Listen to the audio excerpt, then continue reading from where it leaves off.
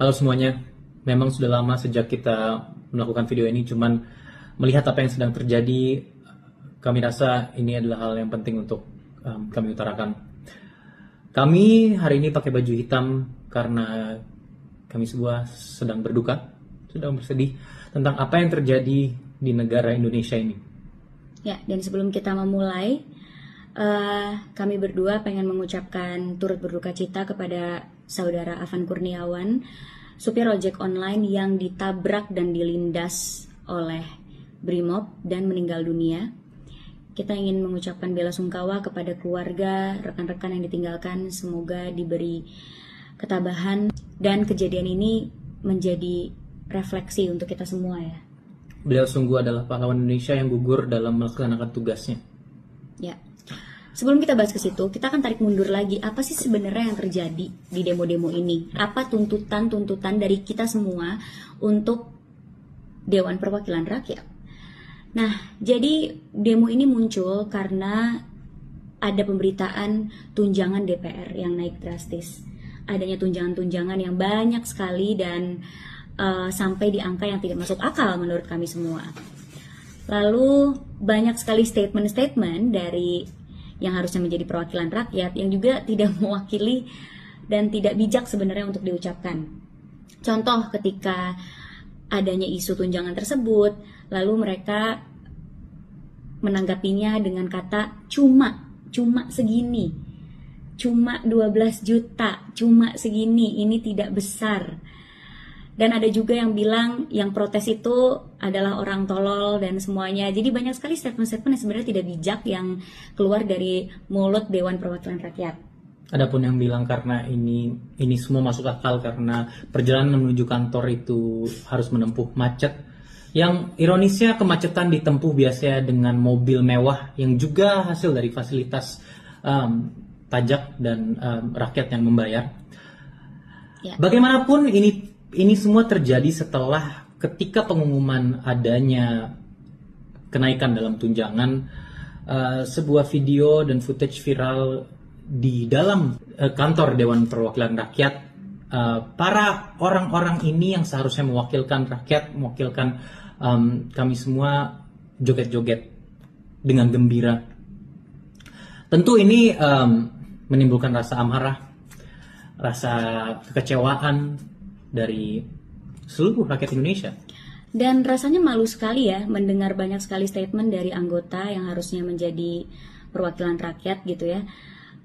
Di saat meremehkan besarnya tunjangan tersebut dengan kata cuma atau mewajarkan itu semua dan bilang protesnya kita ini berlebihan gitu.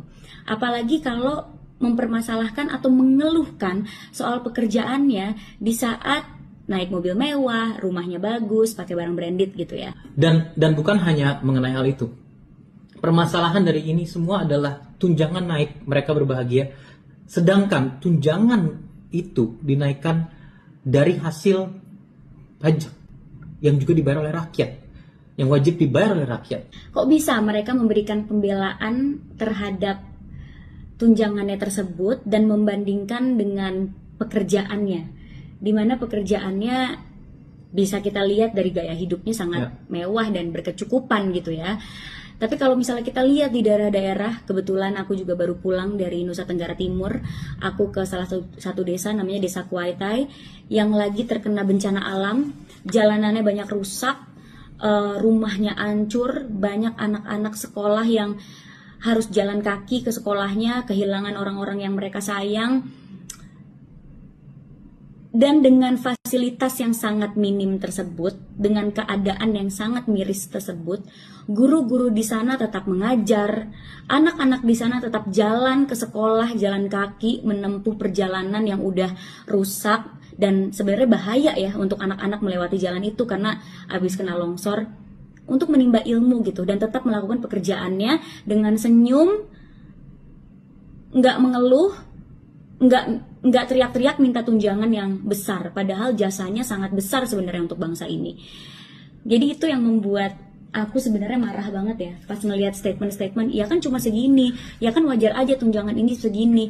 Kayak aku melihatnya tuh kayak malu banget sebenarnya. Mari kita coba bedah alokasi dana dan tunjangan bagi orang-orang yang bekerja ini. Pertama, banyak diberitakan bahwa DPR itu tunjangan dinaikkan hingga 100 juta rupiah. Sedangkan banyak guru-guru di pelosok-pelosok dan daerah sana yang hanya dapat 300 ribu rupiah per bulan. Bahkan kurang. 100 juta bahkan lebih, 300 ribu bagi guru-guru bahkan kurang. Guru-guru, pekerjaan yang sangat mulia yang akan bertanggung jawab bagi generasi-generasi berikutnya, hanya diberi 300 ribu rupiah bahkan kurang per bulan. Bagaimana 300 ribu rupiah itu untuk mengejar 100 juta? Maka guru-guru ini harus bekerja keras, melewati jalan-jalanan yang rusak, bahkan kadang melewati kali, tidak dapat fasilitas mewah. Dalam sekolah yang infrastrukturnya pun juga sudah rusak. Harus bekerja 333 bulan setiap hari tanpa libur. 333 bulan atau setara 27,7 tahun atau 28 tahun. Jadi ya wajar saja sebenarnya kalau rakyat marah karena adanya ketidakadilan ini. Dan kita bayar pajak, itu adalah uang kita yang dipakai. Ya wajar aja kalau misalnya terjadi demo besar-besaran yang terjadi di tanggal 25 Agustus sampai hingga hari ini gitu. Lalu apa yang terjadi?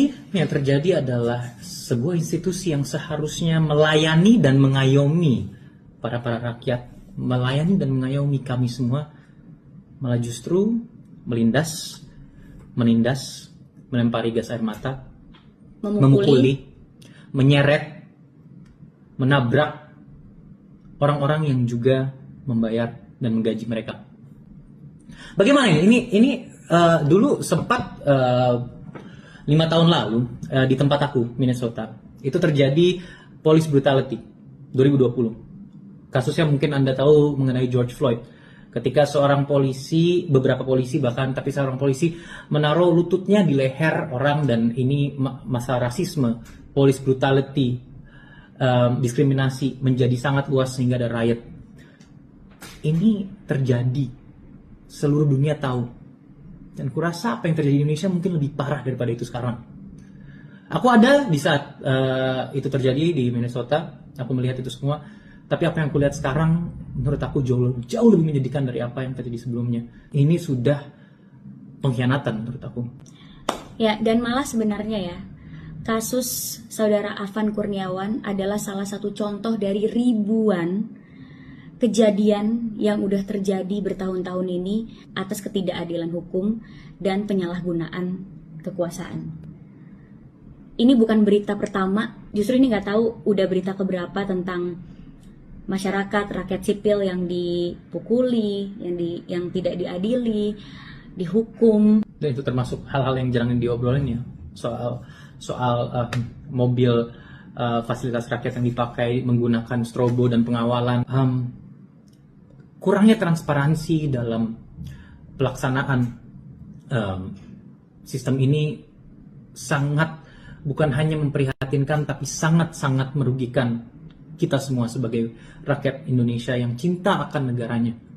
Ya, dan di saat Dewan Perwakilan Rakyat tersebut sedang mencalonkan diri, setiap hari pasti akan selalu posting di sosial media, lagi belusukan, lagi main ke gang-gang kecil, lagi mengunjungi sekolah-sekolah. Tapi di saat seperti ini, kenapa work from home? Kenapa di saat ada demo kalian ada di rumah? Mau tahu lagi apa yang lebih menarik? Ketika kita lihat negara-negara maju, para public servant, lagi dan lagi, pelayan rakyat, itu tidak digambarkan menjadi orang-orang yang hidup dengan kemewahan, dipenuhi fasilitas-fasilitas yang dibayari oleh taxpayers money atau dari pajak gitu. Ini kita lihat di negara maju tidak ada yang seperti itu. Mereka menjadi orang yang betul-betul mencoba untuk melayani rakyat. Idealnya seperti itu. Semoga kejadian ini bisa menjadi refleksi dan penggerak untuk kita semua, membuka mata bahwa Indonesia sedang tidak baik-baik aja. Dan semoga uang pajak yang kita bayarkan tidak dipakai untuk membeli jam-jam mewah para Dewan Perwakilan yang dipakai di rapat-rapat itu ya. Semoga itu bukan uang kita. Semoga itu uang pribadi mereka. Panjang umur perjuangan, hidup demokrasi Indonesia. Semoga tidak rip keadilan. Semoga keadilan masih bisa kita perjuangkan.